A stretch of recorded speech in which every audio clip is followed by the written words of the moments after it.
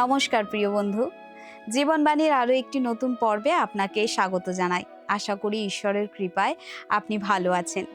গত পর্বে আমরা জেনেছি যীশু খ্রিস্টের কুমারী গর্ভে জন্ম আমাদের বিশ্বাসের মূল ভিত্তি। আমরা দেখেছি কিভাবে যোসেফ ধার্মিকতার সাথে ঈশ্বরের নির্দেশ মেনে নিয়েছিলেন এবং যীশু খ্রিস্টের জন্মের মাধ্যমে ইম্মানুয়েল বা ঈশ্বর আমাদের সঙ্গে এই ভবিষ্যৎবাণী সফল হয়েছিল। যিশু পূর্ণ ঈশ্বর ও পূর্ণ মানব হিসাবে আমাদের পাপ থেকে মুক্তি দিতে এই পৃথিবীতে এসেছেন। আজ আমরা মথি 2 অধ্যায় আলোচনা করব। এখানে আমরা জ্ঞানীদের আগমন, মিশরে পলায়ন এবং নাসরতে ফিরে আসার কাহিনী জানব। তাহলে চলুন আজকের পাঠ শুরু করা যাক।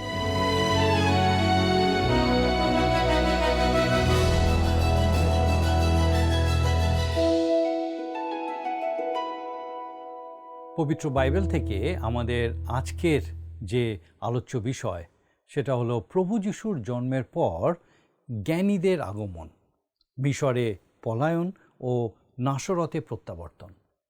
বাইবেলে লিখিত ভবিষ্যৎবাণীর পূর্ণতাগুলো কেবল ঐতিহাসিক দলিল নয়, বরং এর পিছনে এক গভীর সত্য লুকিয়ে আছে। প্রতিটি সুসমাচার নির্দিষ্ট কোনো গোষ্ঠীর জন্য লেখা হয়েছিল। যেমন মথির সুসমাচারটি মূলত ইসরায়েল বা ধর্মীয় ভাবাপন্ন মানুষের জন্য। প্রভু যিশুর জন্মের মাধ্যমে পুরাতন নিয়মের ভবিষ্যৎবাণীগুলো কিভাবে বাস্তবায়িত হয়েছে তা তুলে ধরাই এই অধ্যায়ের মূল লক্ষ্য। তৎকালীন শাস্ত্রবিদদের কাছে এই সব ভবিষ্যৎবাণী একসাথে পূর্ণ হওয়া বেশ কঠিন, এমনকি অসম্ভব বলেও মনে হতো। এখন আমরা বেশ কয়েকটি ভবিষ্যৎবাণীর দিকে দেখব এবং দেখব যে কিভাবে খ্রিস্টের জন্মের সময় সেগুলো অলৌকিকভাবে পূর্ণ হয়েছিল। প্রথমত, তার জন্ম হওয়ার কথা ছিল বেথলেহেমে। লেখা আছে মিখা ভাবাদী পুস্তকে 5 অধ্যায় 2 পদ। তাকে মিশর থেকে ডেকে আনার কথা ছিল, এটা হচ্ছে দ্বিতীয় বিষয়। লেখা আছে হোশেয় 11 অধ্যায় 1 পদে। তৃতীয় বিষয়ে রামাতে কান্নার রোল ওঠার কথা ছিল। লেখা আছে জিরোমীয় ভাবাদী পুস্তকের 31 অধ্যায় 15 পদ। এবং চতুর্থ বিষয় হচ্ছে তিনি যিশয়ের কাণ্ড থেকে নির্গত একটি মূল বা শাখা, তাই তাকে নাসরতীয় বলা হবে। এই বিষয়ে লেখা আছে যিশায় ভাবাদী পুস্তক 11 অধ্যায় 1 পদে। যেহেতু খ্রিস্টের জন্ম বেথলেহেমে হওয়ার কথা ছিল, তবে কেন জেরুসালেমের উত্তরে অবস্থিত রামাতে কান্নার রোল উঠবে? আবার বেথলেহেমে জন্ম এবং মিশর থেকে প্রত্যাবর্তনের পর তাকে কেনই বা নাসরতীয় বলা হবে? প্রশ্ন জাগা স্বাভাবিক যে একটা ছোট্ট শিশুর জীবনে এই পরস্পর বিরোধী ভবিষ্যৎবাণীগুলো কিভাবে পূর্ণ হওয়া সম্ভব? সাধু মসি তার বর্ণনায় দেখিয়েছেন যে কোনো রকম অলৌকিক টানাপোড়েন ছাড়াই ইতিহাস ও শাস্ত্রের নিখুঁত সমন্বয়ে এই সব কিছু কত সহজ ও আক্ষরিকভাবে পূর্ণ হয়েছিল। এটা ঠিক সেইভাবেই ঘটেছে যেভাবে ঈশ্বর আগে থেকেই পরিকল্পনা করেছিলেন। বর্তমানে খ্রিস্টের দ্বিতীয় আগমন সম্পর্কিত অনেক ভবিষ্যৎবাণী আমাদের কাছে একটি খণ্ডবিখণ্ড ধাঁধা বা জিগসো পাজলের মতো মনে হতে পারে।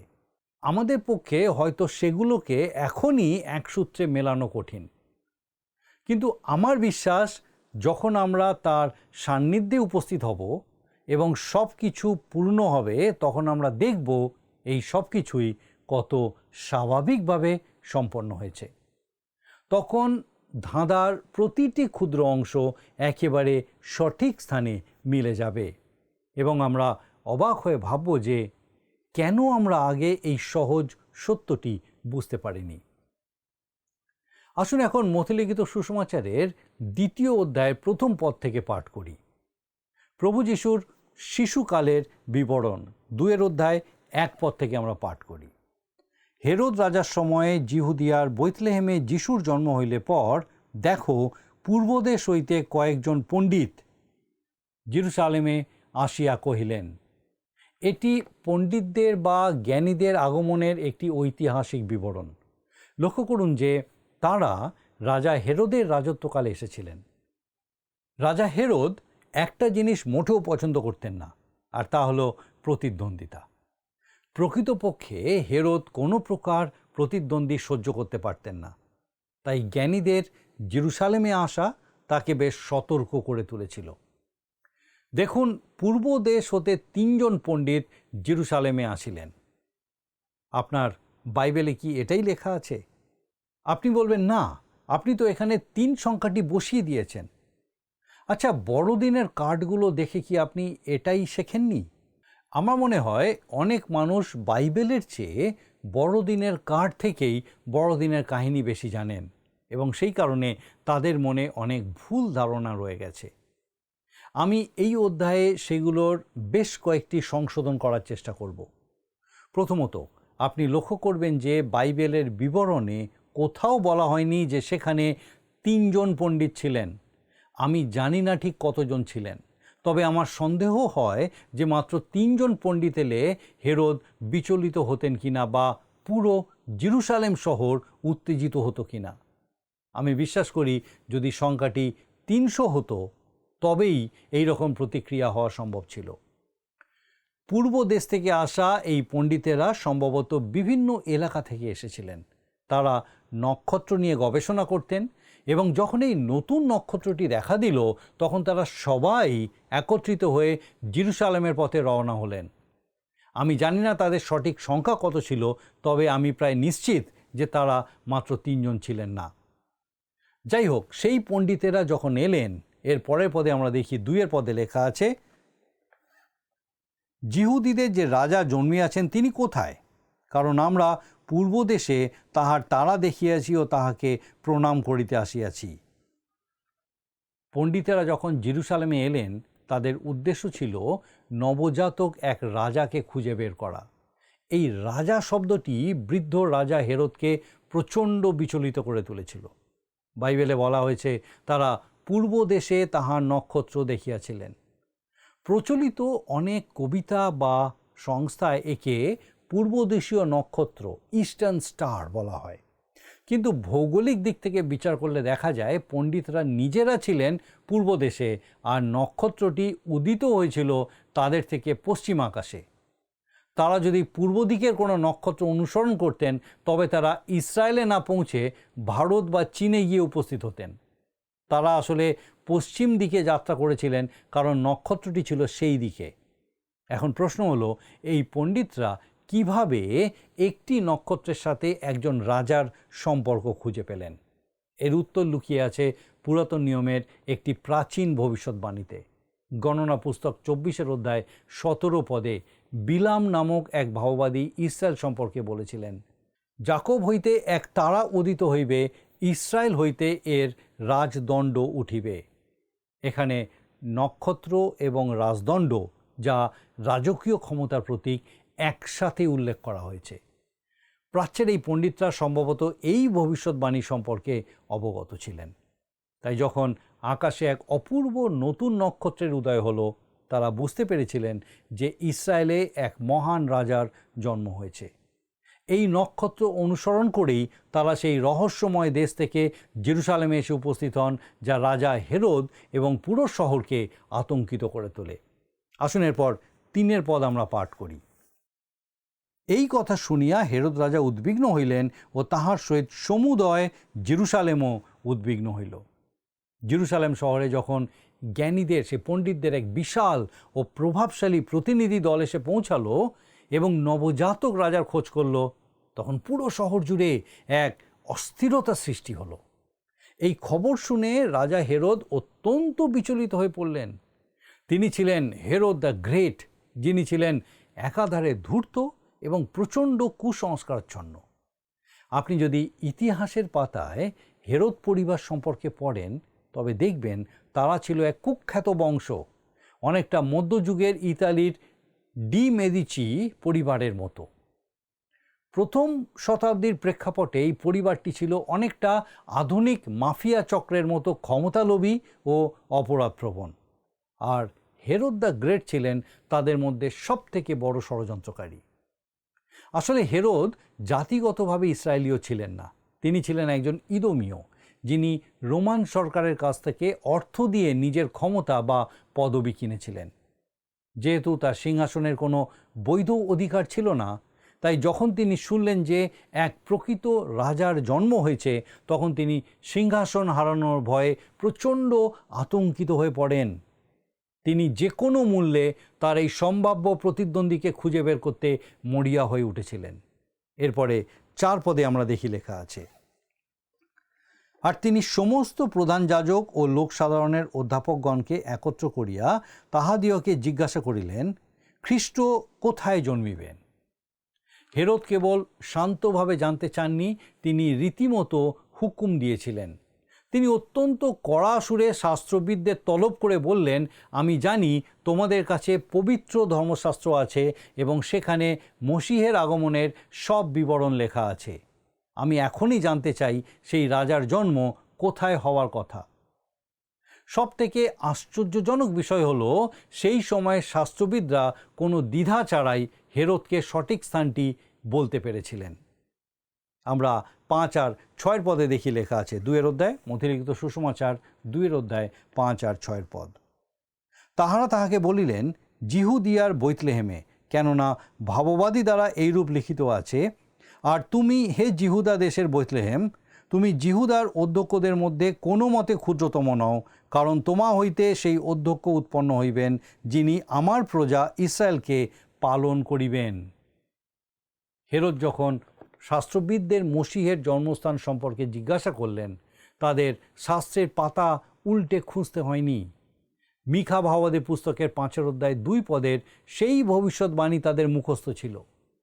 মসিহের আগমন সম্পর্কে যাবতীয় তথ্য তাদের নখদর্পণে থাকলেও সমস্যা ছিল এক জায়গায়, তাদের সেই জ্ঞান ছিল কেবল তাত্ত্বিক বা কেতাবি জ্ঞান, যা তাদের হৃদয়ে কোনো প্রভাব ফেলেনি। তারা হলেন সেই সব মানুষের উদাহরণ যারা বাইবেলের ইতিহাস ও তথ্যগুলো খুব ভালো করে জানেন, কিন্তু সেই সত্যগুলো তাদের কাছে ব্যক্তিগতভাবে অর্থবহ নয়। শাস্ত্রবিদরা যেহেতু ভবিষ্যৎবাণীগুলো এত নিখুঁতভাবে জানতেন, তাই স্বাভাবিকভাবেই মনে হতে পারে যে তারা পণ্ডিতদের বলবেন, আমাদেরও আপনাদের সাথে নিয়ে চলুন, আমরাও তো মসিহের অপেক্ষায় আছি। কিন্তু বাস্তবে তাদের মধ্যে সেই ব্যাকুলতা ছিল না। আমি আজ ভাবি, বর্তমানে কতজন মানুষ আসলে প্রভুর আগমনের প্রতীক্ষায় আছেন? আমরা শাস্ত্র নিয়ে অনেক কথা বলি, ভবিষ্যৎবাণী নিয়ে প্রচুর পড়াশোনা করি, কিন্তু আপনি কি সত্যি এই মুহূর্তে তাকে দেখতে চান? ধরুন আজই তিনি আপনার সামনে উপস্থিত হলেন, ঠিক এই মুহূর্তে আপনি যা করছেন তার মাঝখানে। তিনি কি আপনার কোনো কাজে বাধা দেবেন? আপনি কি তখন তাকে বলবেন, প্রভু আপনার আশাটা কি অন্য কোনো সময়ের জন্য পিছিয়ে দেওয়া যায় না? হেরোদ তার প্রয়োজনীয় তথ্যগুলো শাস্ত্রবিদদের কাছ থেকে পেয়েছিলেন। মতি তার 2 অধ্যায় 7 পদে এরপরে আমরা দেখি লেখা আছে, তখন হেরোদ সেই পণ্ডিতগণকে গোপনে ডাকিয়া ওই তারা কোন সময় দেখা গিয়েছিল তাহা তাহাদের নিকটে বিশেষ করিয়া জানিয়া লইলেন। আমি একটা বিষয় এখানে উল্লেখ করতে চাই, যা পরবর্তীতে আরও বিস্তারিতভাবে প্রমাণ করব। সেই পণ্ডিতেরা, জ্ঞানীরা জেরুসালেমে পৌঁছানোর অনেক আগেই সেই নক্ষত্রটি আকাশে দেখা দিয়েছিল। মনে রাখবেন, তারা কোনো দ্রুতগামী বিমানে নয়, বরং উটের পিঠে চড়ে এসেছিলেন, যা ছিল এক দীর্ঘ এবং অত্যন্ত ক্লান্তিকর পথ। আমার ধারণা, নক্ষত্রটি প্রথম দেখার পর থেকে তাদের জেরুসালেমে পৌঁছাতে অন্তত 1 বছর বা তারও বেশি সময় লেগেছিল। তাদের এই যাত্রা কেবল সাধারণ কোনো বড়দিনের উৎসব পালনের মতো ছিল না।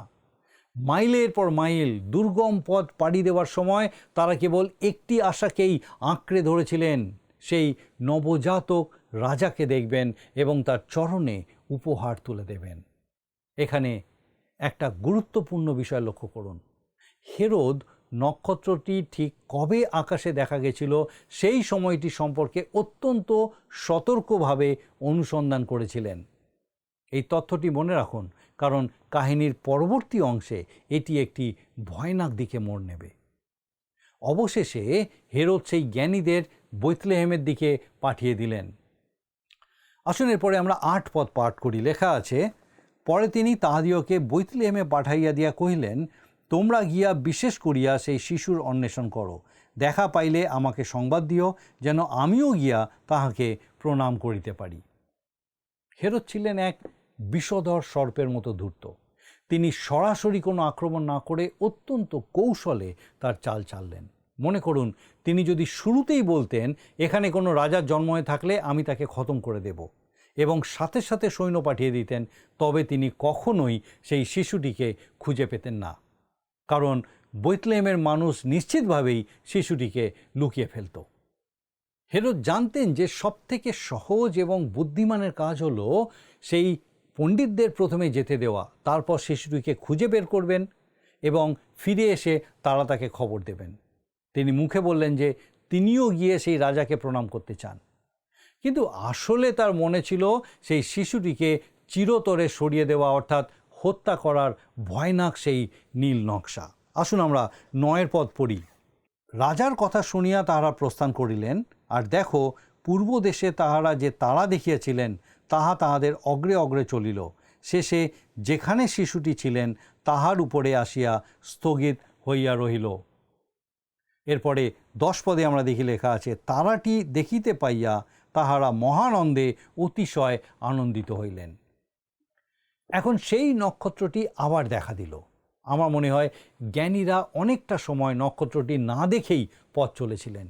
এটি বর্তমান সময়ের সেই সব তাত্ত্বিক ধারণার একটি মোক্ষম জবাব, যেখানে বলা হয় যে গ্রহ নক্ষত্রের বিশেষ কোনো অবস্থানে আসার ফলেই এমনটি ঘটেছিল।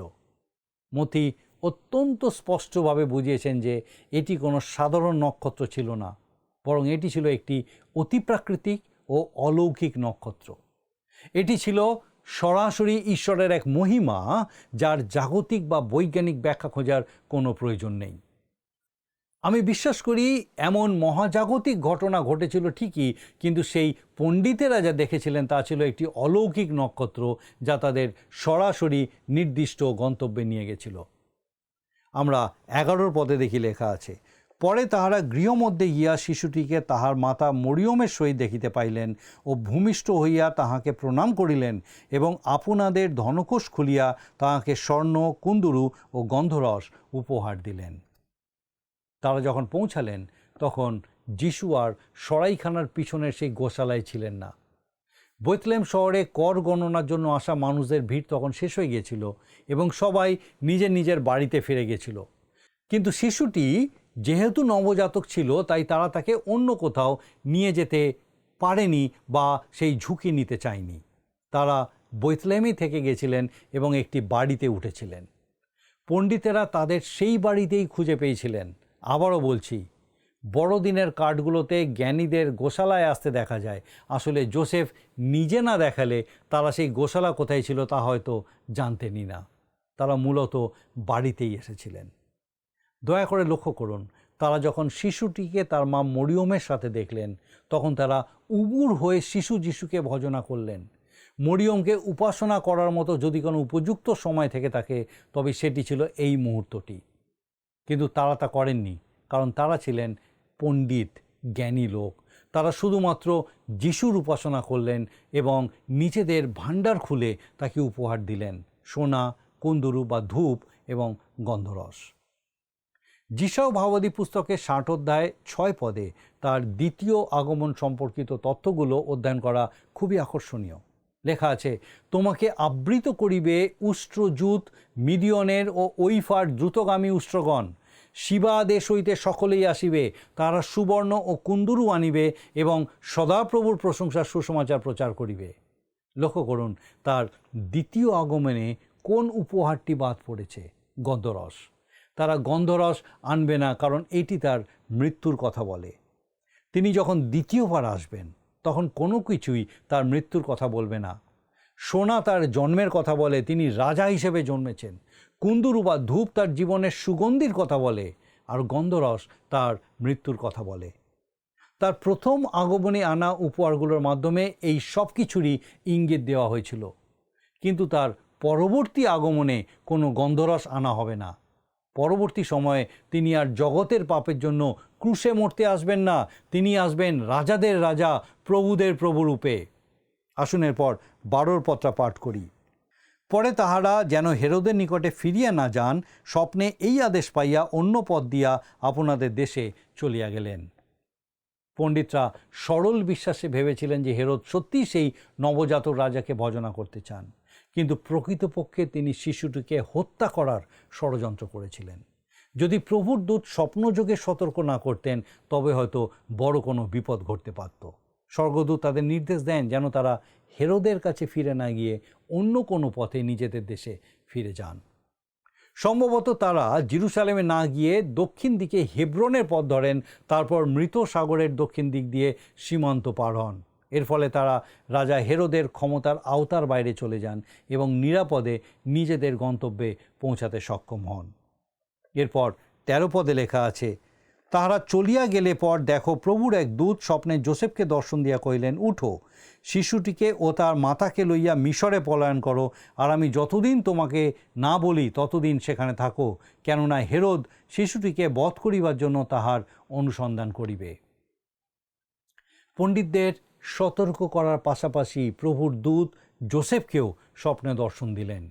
তিনি যোসেফকে নির্দেশ দিলেন যেন তিনি তৎক্ষণাৎ শিশুটিকে নিয়ে বেথলেহেম ত্যাগ করেন, কারণ রাজা হেরোদ যে কোনো উপায়ে শিশুটিকে হত্যা করার চেষ্টা করবে। এরপর 14 পদে দেখি লেখা আছে, তখন যোসেফ উঠিয়া রাত্রিযোগে শিশুটিকে ও তার মাতাকে লইয়া মিশরে চলিয়া গেলেন। যোসেফের তাৎক্ষণিক প্রতিক্রিয়া লক্ষ্য করুন। এরপর 15 পদ, এবং হেরোদের মৃত্যু পর্যন্ত সেখানে থাকিলেন, যেন ভাববাণী দ্বারা কথিত প্রভুর এই বচন পূর্ণ হয়, আমি মিশর হইতে আপন পুত্রকে ডাকিয়া আনিলাম। এটি হোশিয়া ভাববাদী 11 অধ্যায় 1 পদের একটি উদ্ধৃতি। এটি একটি চমৎকার ভবিষ্যৎবাণী, কারণ এর একটি ঐতিহাসিক ভিত্তি রয়েছে। মিশর থেকে পুত্রকে আহ্বান করা হয়েছিল, যিনি ছিলেন একটি জাতি, ইসরায়েল। আবার মিশর থেকে এই পুত্রকে আহ্বান করা হয়েছিল, যিনি ছিলেন একজন ব্যক্তি, এই শিশুটি। তাই যোসেফ সেই শিশু ও তার মাকে নিয়ে মিশরে চলে গেলেন এবং ঈশ্বর তাকে বের করে না আনা পর্যন্ত সেখানেই থাকলেন।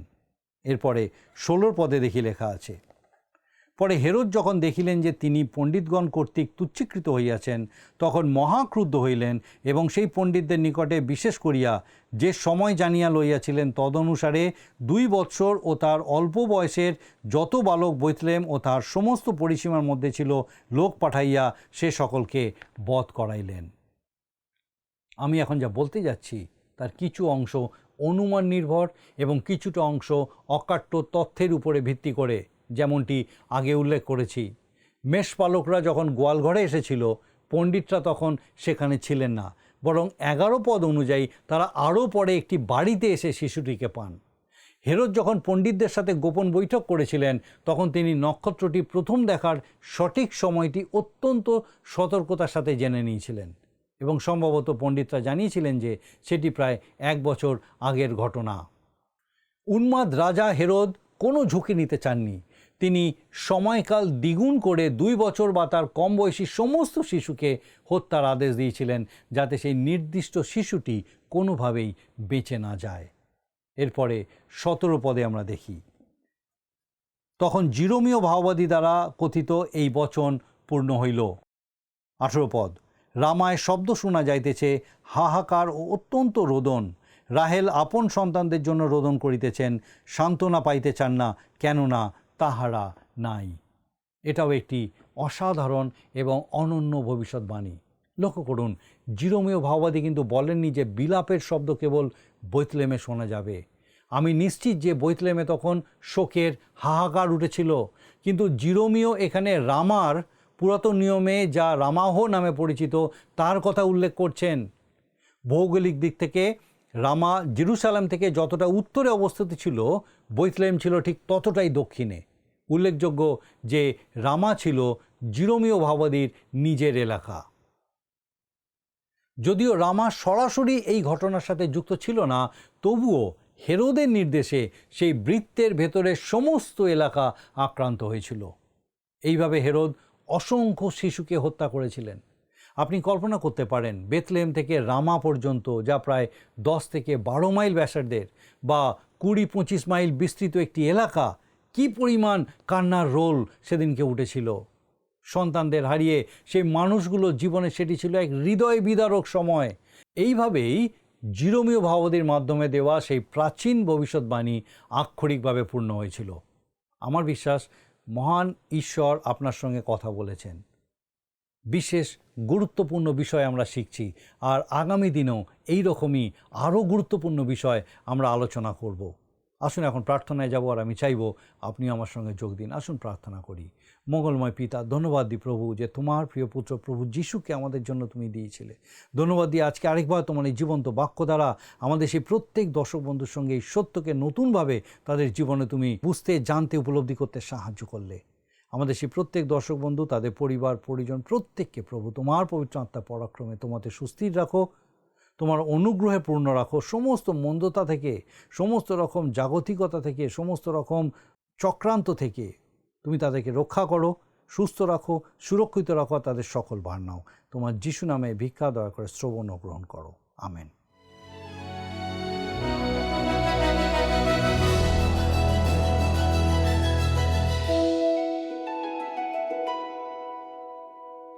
প্রিয় বন্ধু, আমাদের সঙ্গে থাকার জন্য আপনাকে অসংখ্য ধন্যবাদ জানাই। আশা করি আজকের পর্বটি আপনার ভালো লেগেছে।